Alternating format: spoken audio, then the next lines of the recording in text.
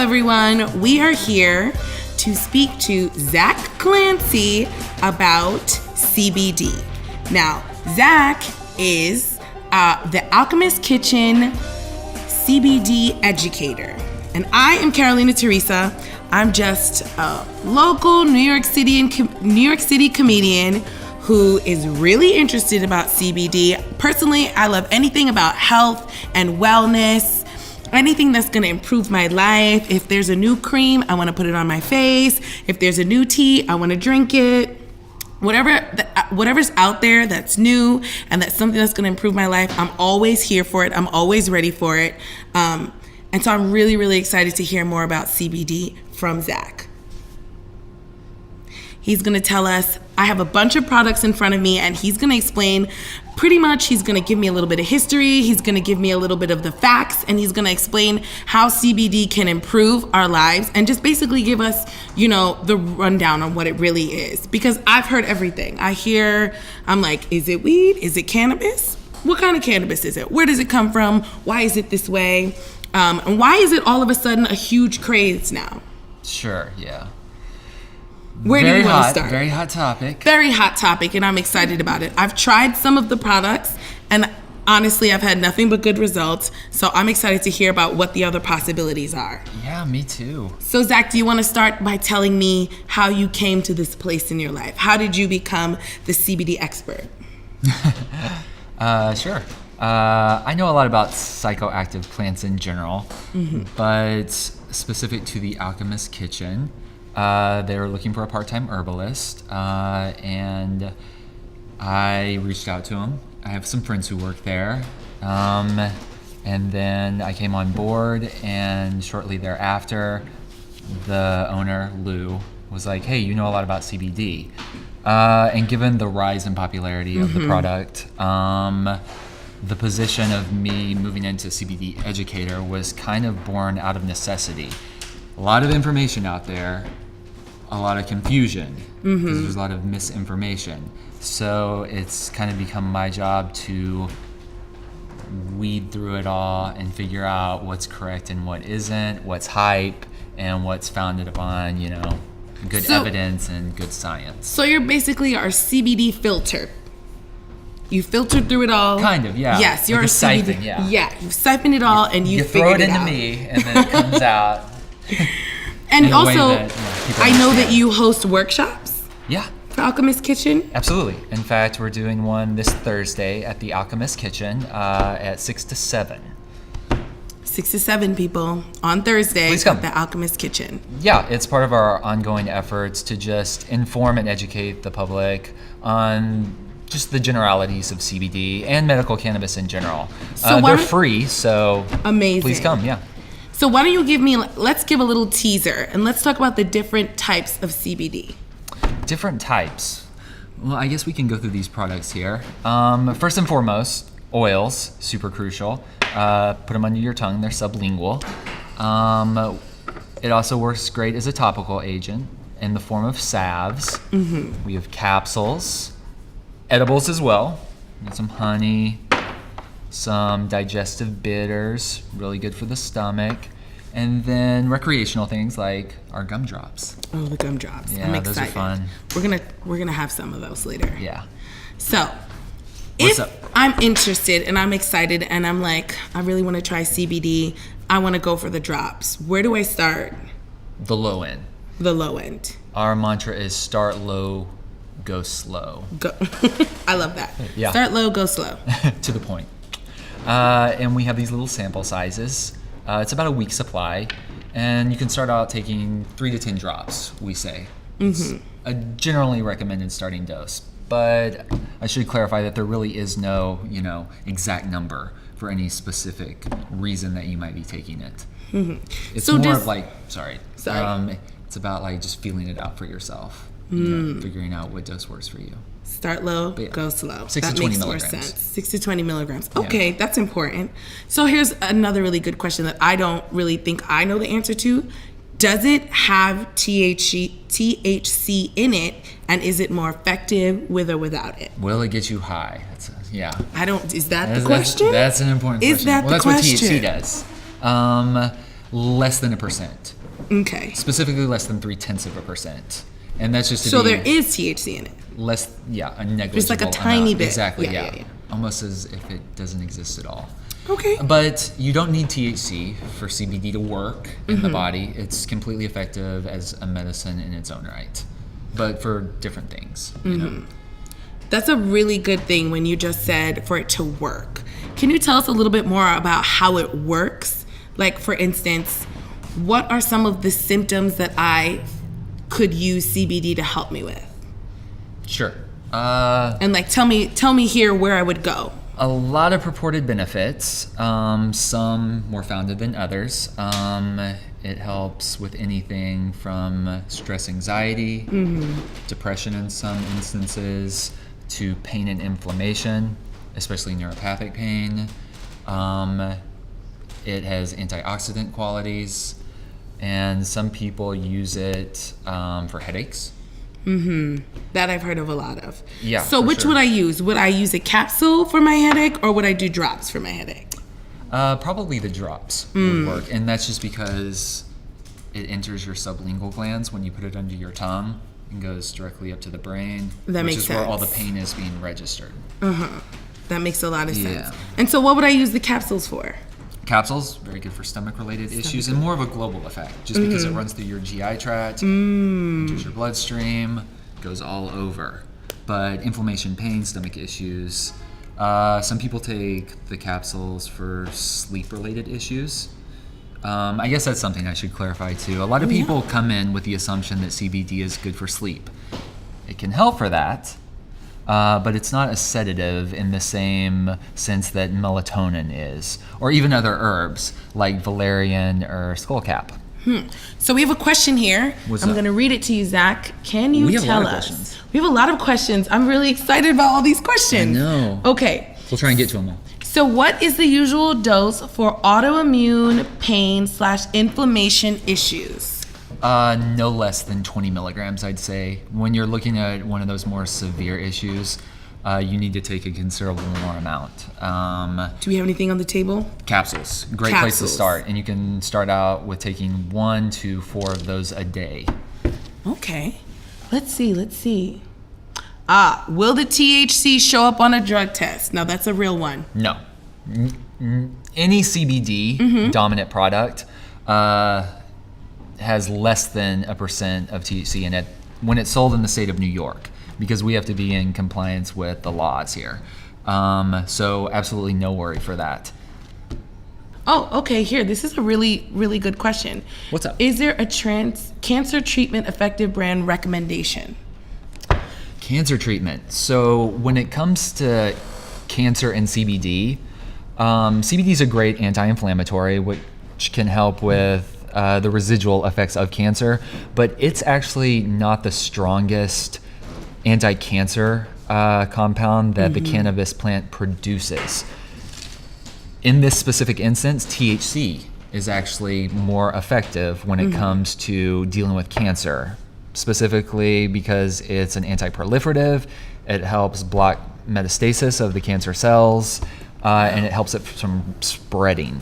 So CBD focused products with cancer, not so much, outside of, the anti-inflammatory benefits of I was it. just going to ask, would a solve be something people would find helpful? Well, yeah, for makes melanomas perhaps, with the inflammation. But if you're wanting to rid yourself of the cancer, it's actually the THC. So hopefully within the next year or two, we'll be moving as a state to deregulation and legalization of That's what the I entire hear. cannabis plant. Yeah, I know. Fingers crossed. Fingers crossed. We're hopeful. But yeah, it's a bit more complicated when it comes to cancer. I hope that answers the question. Wow, here's some more. Does up? CBD help essential tremors? So one of the most convincing studies done on CBD is its efficacy in stopping seizures, which has to do on a cellular level with overactive glutamate receptors firing or inhibition of GABA receptors. I know that sounds technical, but it's the things that control movement in your body. So given the fact that it helps with seizures, which is involuntary movement, I'd say intuitively that it can help with tremors. It's definitely something to consider experimenting with. That sounds really good. That sounds like a great idea. So I have another really good question that I think is really important. Is it okay to take with other medications? It depends on how much and what type of medication. The same family of enzymes that breaks down CBD in the stomach is the same that breaks down pharmaceuticals. So they conflict with each other when it comes to liver issues, and those things remaining in your system longer than they otherwise would. So definitely consult with your physician, but it's one of those things that you can treat in this kind of relationship, whereas you start off high with one, tapering off, and then gradually increasing your dosage of CBD. If you're looking to, move away from taking a prescription pharmaceutical. I think what I'm wondering about, and I think a lot of people, because what I know about CBD, like the first thing I heard about it was that it was really good for anxiety. It's one of the most common reasons people come in asking us about CBD. So I was wondering, how would I go, and that question kind of made me think of, like, how would I go about using CBD to really try to treat my anxiety? For sure. Like, where would I start? Where would I, like, how much could I incorporate? Because I know that, like, on this table right now, we have salves, we have salves. How do you say that word? Salves? Salves. The L confuses me. But we have drops, we have honey, we've got lotion, we have so many different options, but there's so many more products out there. And I think it would be important to talk about, like, what are the different options that we might have that might not be on the table, and, like, how do we make sure, and another thing is, how do we make sure that everything that we're using is legit? Because I think that whenever something gets popular, people start using it, everyone starts selling it, everyone is offering everyone's it, curious. and then everyone who's trying to buy it doesn't really know, like, who, what, where is the best, or where to get it, or how to, like, navigate a big market, because it's becoming huge. Yeah, there's so many products out there, so many different labels. I saw something on Groupon, and I was like, I don't know. Well, that's fun. Was it a good Groupon? Yeah. What was it for? It was for gummy bears. And then my friend Bobby told me that he got them, and he was like, I don't know. No good? No. This is a good brand. We're gonna Lord Jones, hold those up, yeah. Lord Jones for All your right. royal. So let's break that down. Let's break it down. First and foremost, when it comes to anxiety, you want a relatively fast-acting product or method of administration. So not so much the topicals; those are more for, like, localized pain and inflammation. You want to start off, inhaling it, to be honest, is the fastest way that it's going to start working in your body. So that would be. Yeah, exactly. A CBD Smoking joint. it or vaporizing it. Ooh, vaporizing. There's... do they have CBD vapes? Oh, absolutely, yeah. Oh, okay. Second to that, when it comes to, the rate of onset, you're going to have your oils. So with smoking or inhaling, almost instantaneous. With the oils, it's about 7 to 20 minutes before you start feeling it, specific to anxiety. So I think the second question you were concerned about, all the products, like the legitimacy. quality, Yeah, how do we what's the know what best? we're getting? There's certain questions that you can, ask whoever you're buying it from. One, make sure that they have some kind of cannabinoid profile on hand that they can show you to prove that there's actually cannabinoids in the oil. Okay, I don't know what a cannabinoid profile is. It's just a sheet. Oh, okay. It just shows you, like, it has 7 to 20% CBD, in this extraction. So with the sheet, would I be able to tell that by looking?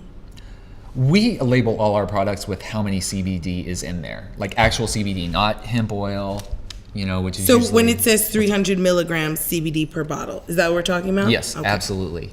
But as well, you want to make sure that whoever you're buying your products from is accountable to someone, has working relationships with who they're sourcing it from,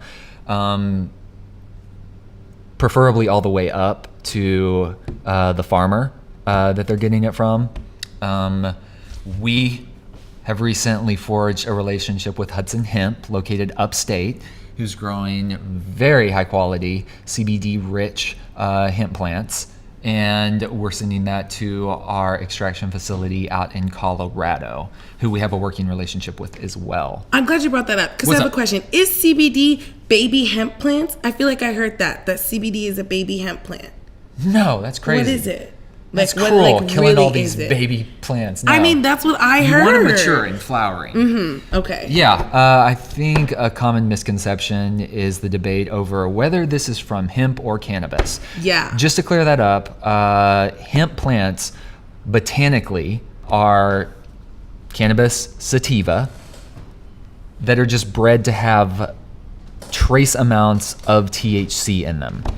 So it's just all about a legal definition when it comes to that. But it's all cannabis. Hemp is cannabis. Cannabis is hemp. Just low amounts of THC.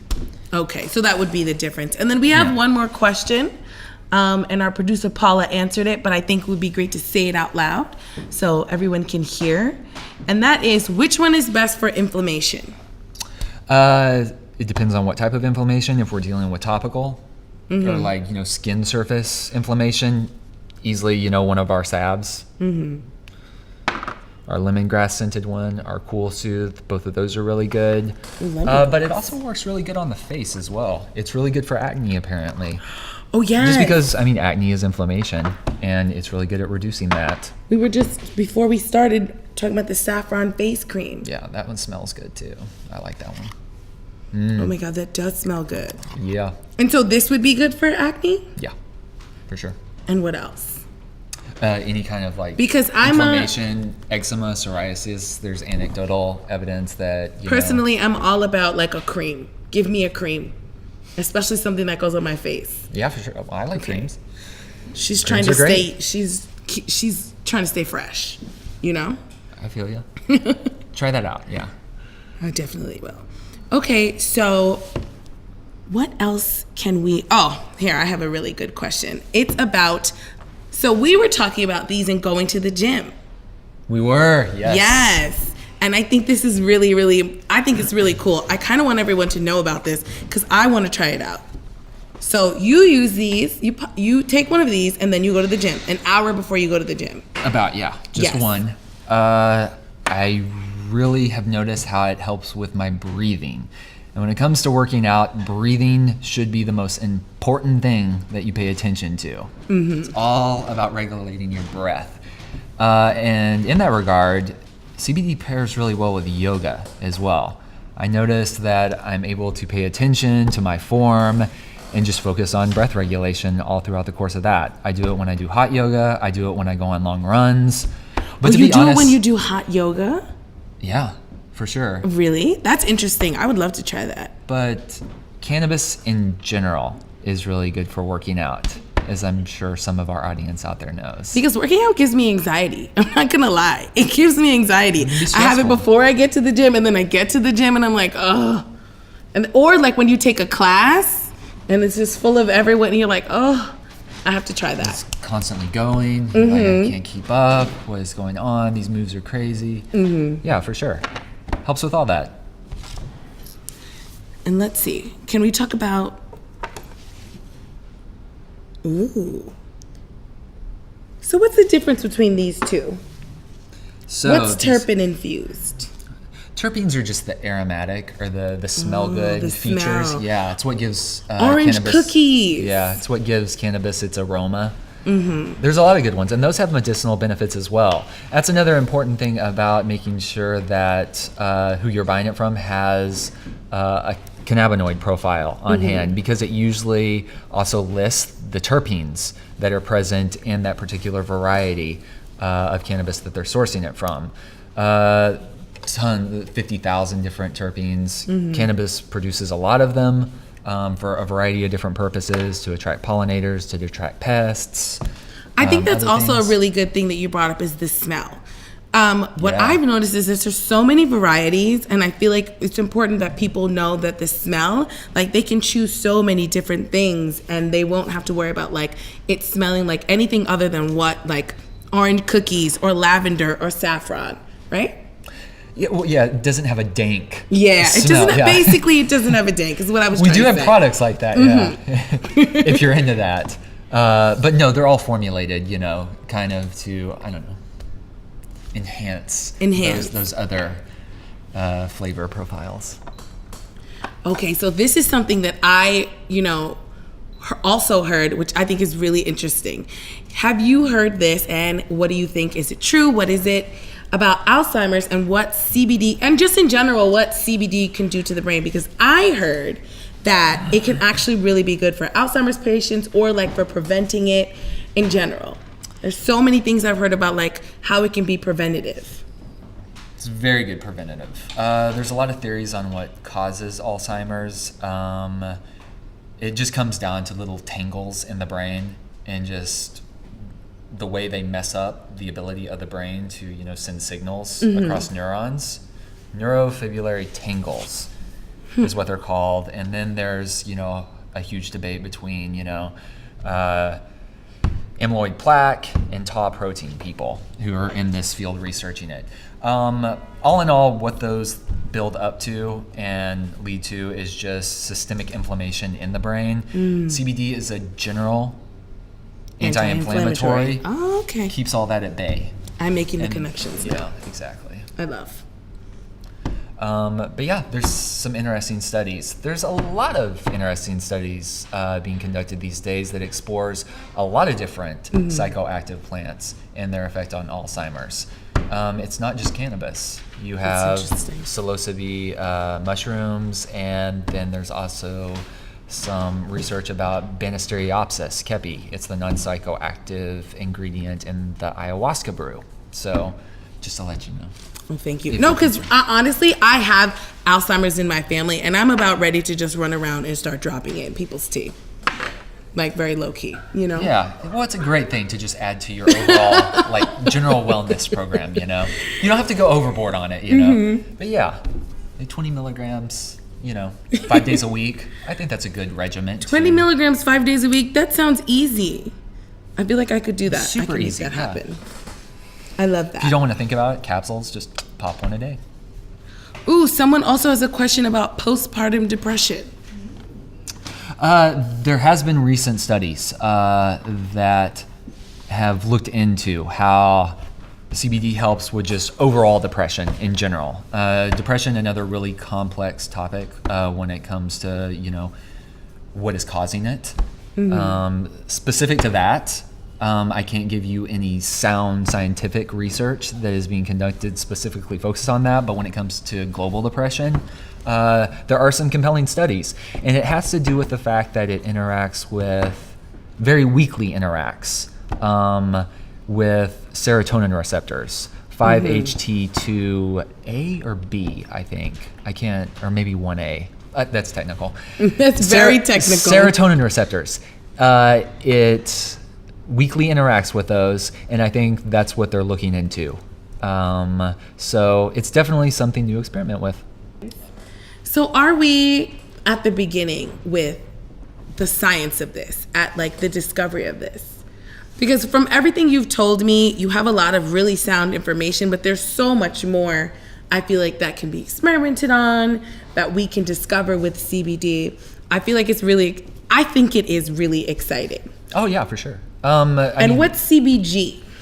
CBG. Hold on, let's answer the 1 and 2. Other question. Yeah. Take your time. So to begin with, our ability to research these is informed by our laws and our legislation. So as we move closer to legalization, you're going to see the barriers for entry in a research institutional setting, become more widely available and therefore easy to study. So again, fingers crossed on that. There has been extensive amounts of research that have looked into how cannabis in general, like all the different cannabinoids, work in the body, dating back, 40 years. But there is still so much to learn. And as far as I'm concerned, yeah, the amount that we don't know compared to what we do know is on orders of magnitude. We have so much to learn. CBG CBG is yet another beneficial cannabinoid.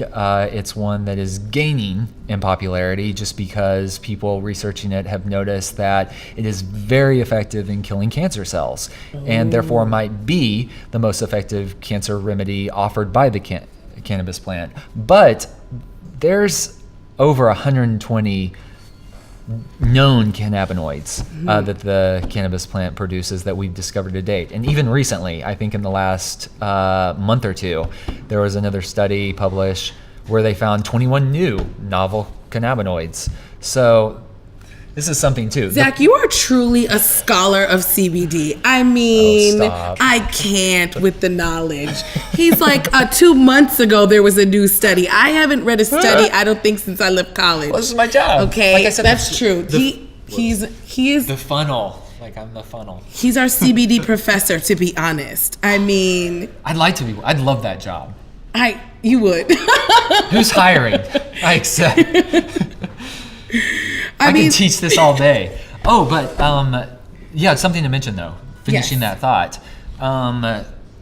The cannabis plant is, currently evolving. It's currently figuring out, novel ways to interact and deal with all the environmental stressors, that it's plagued with. So it's not done doing its job. It's still creating up all these new little compounds for us that we benefit from as well. CBG, definitely one of them. And I'm looking forward to the research developing in that realm. So we only have 2 minutes left. I want to quickly just check with you because we have another question. And you did speak a lot about inflammation, but someone brought up rheumatoid arthritis. Out of the two, you have osteo and rheumatoid, definitely effective for rheumatoid because that has autoimmune implications attached to it. Salves and taking it internally, kind of like a dual approach to dealing with it. And these bitters could go in a cocktail, right? Yeah, a cocktail or just water. It's great for the stomach. Or just water, Yeah. I mean, they could just go in water or a cocktail, whatever you guys want. Whatever you want, yeah. I mean, I was converted when I first used CBD, but after this, I am really, really excited. And also, we briefly touched on these gummies, or gummies in general. Oh, you want to do that? I do want to do that. You want to share one or just take? No, I want my own. Which one do you want? I want red or Do we know red or what? yellow? Do we know what the I think it's lemon and cherry. lemon and cherry? I think I'm gonna lemon. Or pineapple and cranberry. Have you had Red this and before? yellow. I haven't. This is a new experience for me. Wait, we're too. gonna toast our. I'll do red. There we go. Okay. Cheers. To CBD. All right. That's good. That is good. Sugar. That's just expensive, like quality. You can't. That doesn't taste like like in a store. You can get that at Dwayne Reed. Maybe That's one good. day. Maybe one day. Zach has so much hope, so much knowledge. I want to thank you so much, Dr. Zach. Well, let's not go too far. With your PhD in CBD. He's writing a book. Oh, you're writing a book? You You didn't even finish yours. I will. Okay. Was I too eager when I ate the whole thing? She's eager. We'll talk about the book next time. Yay! We'll talk about the book next time. Thank you guys so much for joining us.